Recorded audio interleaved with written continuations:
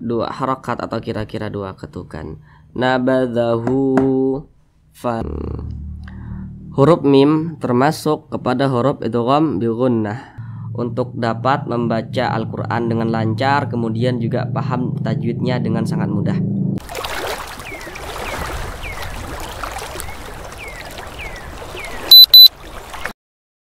Assalamualaikum warahmatullahi wabarakatuh.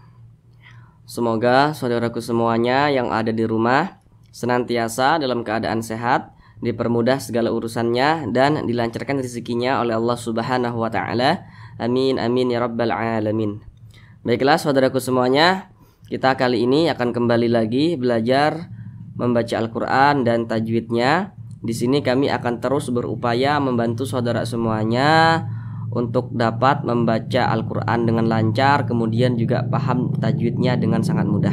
Akan kami terangkan dengan sangat pelan-pelan, kemudian sedetail-detailnya, agar saudara semuanya dapat dengan mudah untuk belajar membaca Al-Quran dan paham tajwidnya dengan sangat mudah. Baik, kita kali ini akan belajar mengaji pada surah Al-Baqarah ayat 100, karena kita mencari ayat yang pendek-pendek saja supaya durasinya tidak terlalu lama. Dan untuk latihan mandirinya, silakan saudara semuanya latihan di rumah pada surah Al-Baqarah ayat 101 sampai dengan ayat 102. Nanti di pertemuan berikutnya kita akan belajar mengaji pada surah Al-Baqarah ayat 103. Karena pada ayat 103 itu ayatnya pendek dan insya Allah durasinya juga tidak terlalu lama kalau kita memilih di ayat yang pendek. Baiklah, langsung kita mulai belajar mengajinya. Surah Al-Baqarah ayat 100. Di sini akan kami bacakan terlebih dahulu dengan pelan-pelan. A'udzu billahi minasy syaithanir rajim. Bismillahirrahmanirrahim. Awakullama ahadu ahdan nabadhahu fariqum minhum bal aktsaruhum la yu'minun.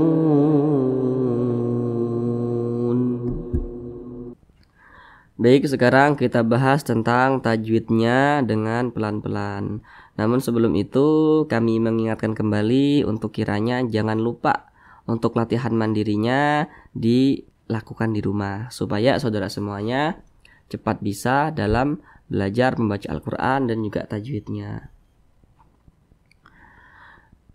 Yang pertama di sini ada huruf mim. Huruf mim ini dia di depannya ada huruf alif. Mana huruf alifnya ini? Ini huruf alif yang disambung dengan huruf mim. Perhatikan rumus mad tabi'i yang di kotak warna merah. Ya, di kotak warna merah. Apabila kita membaca Al-Quran berjumpa dengan huruf alif. Kemudian jika di belakang huruf alif hurufnya berbaris ke atas, maka dibaca panjang. Ini huruf alif, kemudian tepat di belakang huruf alif, apabila dia huruf yang posisinya tepat berada di belakang huruf alif, apabila dia berbaris ke atas maka dibaca panjang. Maka huruf mim ini dibaca panjang karena dia berbaris ke atas dan posisinya tepat berada di belakang huruf alif. Ini huruf alif, di belakangnya ada baris ke atas, maka huruf yang posisinya tepat berada di belakang huruf alif, apabila dia berbaris ke atas maka dibaca panjang. Namun perlu yang untuk kita ingat dan wajib kita ingat ini ya. Huruf alif itu dia tidak memiliki baris, tidak memiliki harokat, tidak memiliki tanda baca. Nah, seperti ini. Nah, ini huruf alif. Nah, seperti ini nih. Ini huruf alif nih. Kalau ada alif yang memiliki tanda baca seperti ini, nih. Nah, ini kan ada alif nih, tapi di atasnya ada barisnya, ada tanda bacanya nih. Nah, sama juga seperti ini. Ini adalah huruf hamzah, ya, huruf hamzah, bukan huruf alif. Kalau ada alif, Kemudian ada tanda bacanya, itu adalah huruf hamzah, bukan huruf alif. Sedangkan huruf alif dia tidak bisa memiliki tanda baca. Tidak bisa memiliki tanda baca, tidak bisa dikasih baris, tidak bisa dikasih harokat. Nah, sedangkan yang menyebabkan bacaan itu panjang adalah huruf alif. Yang menyebabkan terjadinya bacaan panjang itu adalah huruf alif, bukan huruf hamzah. Nah, itu yang perlu kita ingat. Jadi ini tadi ma ini dibaca panjang, mat tabi'i panjangnya 2 harokat, nah, atau kira-kira 2 ketukan. Nah, awakullama, nah seperti itu. Kemudian di sini ada huruf ain. Nah, perhatikan tanda mad atau tanda panjang di samping. Nah, itu di samping di bawahnya itu ada 1, 2 sampai 4. Perhatikan yang nomor 1. Nah, ketika kita membaca Al-Qur'an, apabila di atas huruf ada alif kecil berdiri di atasnya, maka huruf yang memiliki alif kecil berdiri di atasnya maka dibaca panjang. Ini huruf ain, di atas huruf ain ada alif kecil berdiri di atasnya, maka huruf ain ini dibaca panjang. Namanya mat tabi'i. Nah, ahadu panjangnya 2 harakat atau kira-kira 2 ketukan. Ahadu, nah, seperti itu. Kemudian di sini ada huruf wa sukun. Nah, ini tanda sukun seperti ini, di belakangnya berbaris dhammah. Perhatikan rumus mat tabi'i yang di kotak warna kuning yang di tengah. Apabila berjumpa dengan huruf wa sukun, kemudian jika huruf yang posisinya tepat berada di belakang huruf wa sukun, apabila dia berbaris dhammah maka dibaca panjang. Ini huruf wa sukun, di belakangnya ada huruf da. Huruf da ini berbaris dhammah dan posisinya tepat berada di belakang huruf wa sukun, maka dibaca panjang. Maka huruf dal ini dibaca panjang karena dia berbaris dhammah. Nah, kalau dia tidak berbaris dhammah tidak dibaca panjang karena dia berbaris dhammah, kemudian posisinya tepat berada di belakang huruf wa sukun.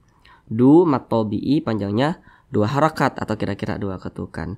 Ahadu, dan nah, perhatikan di sini. Di sini ada tanwin. Nah, baris 2 ini adalah tanda baca tanwin. Nah, berjumpa dengan huruf nun di depannya. Nah, perhatikan di samping. Perhatikan dulu di samping ya. Ketika kita membaca Al-Quran, apabila berjumpa dengan huruf nun sukun atau berjumpa dengan tanda baca tanwin. Tanda baca tanwin itu ada 3. Ada baris 2 di atas, ada baris 2 di bawah, ada dhammah tain. Nah, ketika kita membaca Al-Quran, apabila kita berjumpa dengan huruf nun sukun atau berjumpa dengan tanda baca tanwin, maka lihat-lihat huruf di depannya, maka terjadilah suatu hukum tajwid. Nah, oke, ini seperti ini. Ini ada tanda baca tanwin. Kita lihat-lihat huruf di depannya. Nah, maka terjadilah suatu hukum tajwid. Kita lihat di samping. Huruf nun termasuk kepada huruf idgham bi gunnah. Maka ini hukumnya adalah idgham bi gunnah karena ada tanwin berjumpa dengan huruf nun. Nah, cara membacanya itu dengan cara memasukkan kemudian juga didengungkan. Apanya yang dimasukkan? Nah, jadi ini tanwin ini langsung dimasukkan ke huruf nun. Jadi dibaca dan nah seperti itu. Dan nah, langsung dimasukkan ke huruf nun. Didengungkan. Didengungkan itu suaranya itu kita tahan atau kita panjangkan kira-kira 2 ketukan, 2 harokat.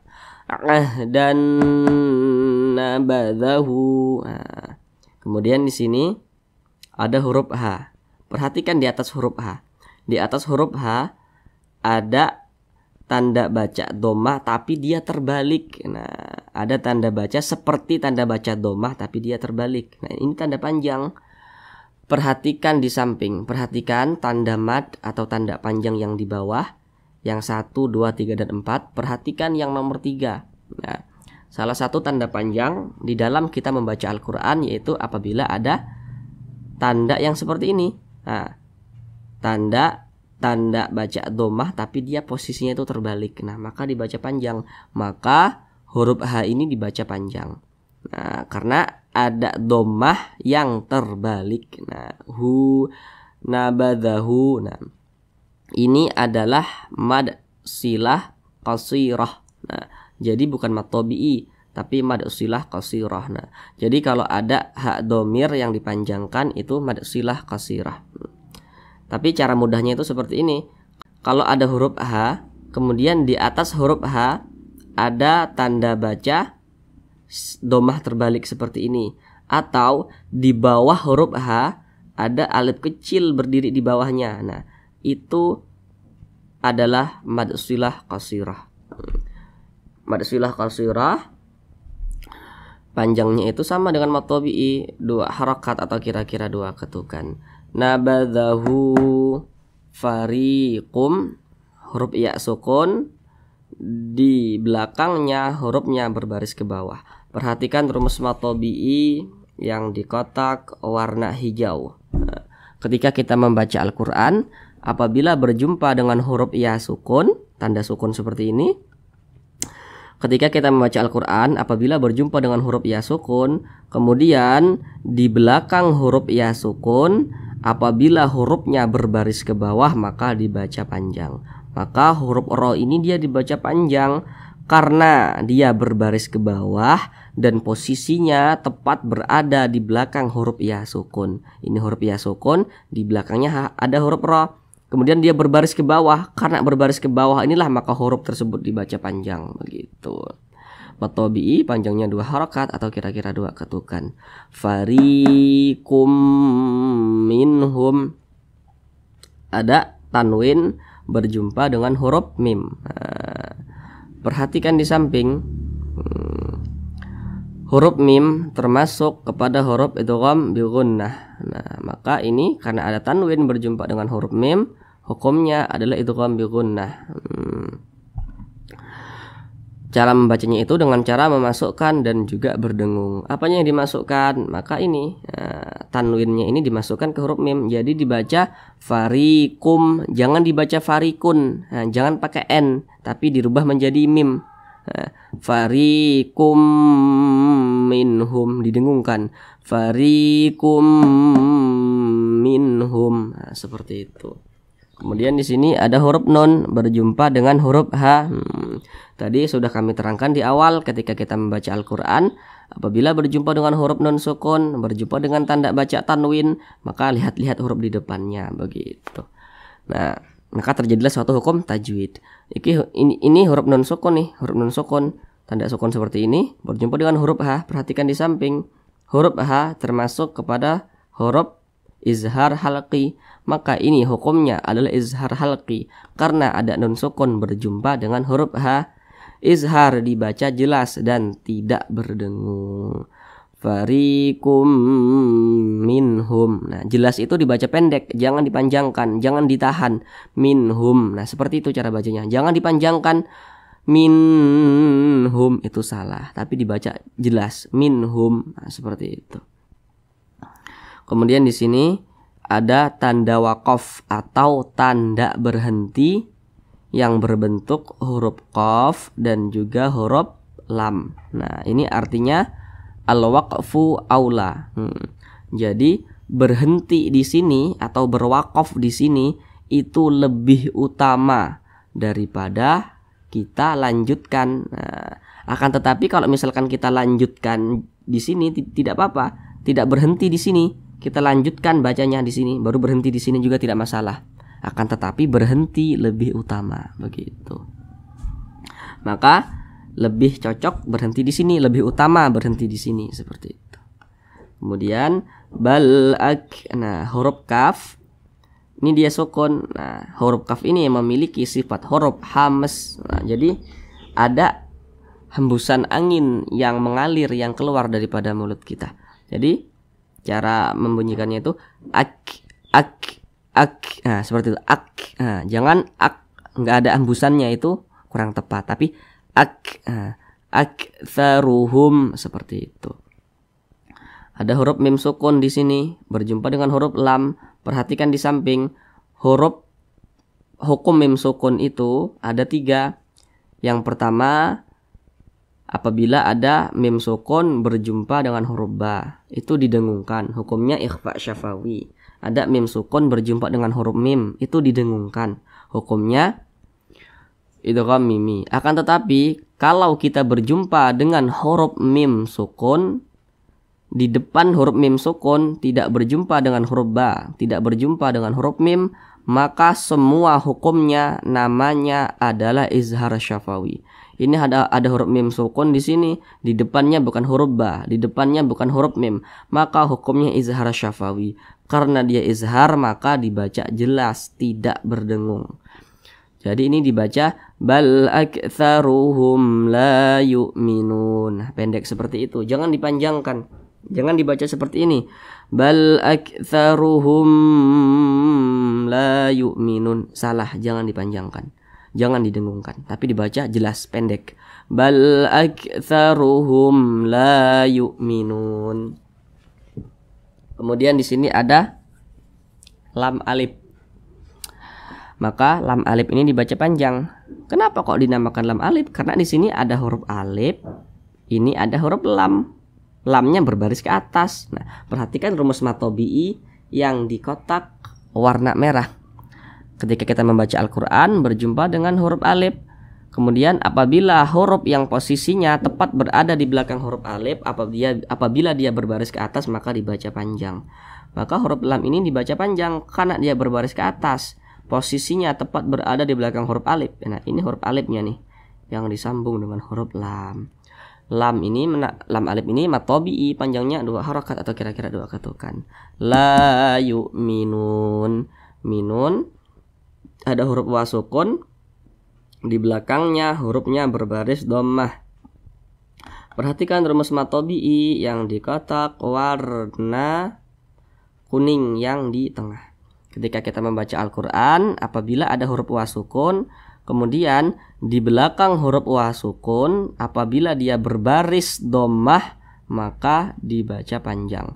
Maka huruf nun ini dibaca panjang karena dia berbaris dhammah dan posisinya tepat berada di belakang huruf wa sukun. Ini huruf wa sukun, di belakangnya berbaris dhammah, maka huruf nun ini dibaca panjang.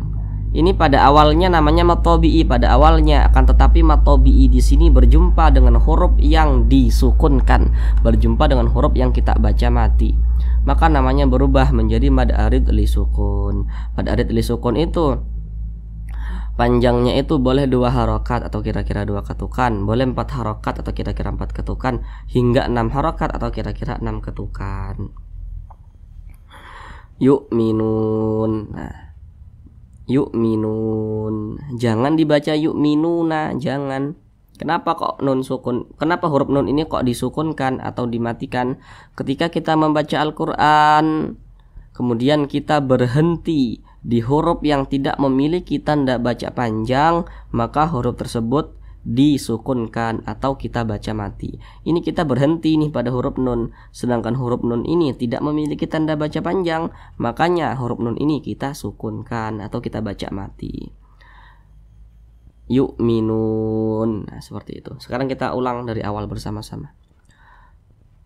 Awa kullama ahadu ahdan nabadhahu fariqum minhum bal aktsaruhum la yu'minun.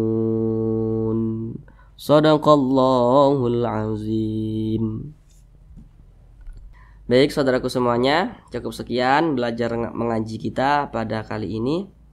Kalau kiranya masih ada yang belum dipahami atau masih ada yang mengganjal di dalam hati, silakan ditanyakan saja ya di kolom komentar. Insya Allah kita akan jawab setiap komentar daripada saudara semuanya. Terima kasih. Assalamualaikum warahmatullahi wabarakatuh.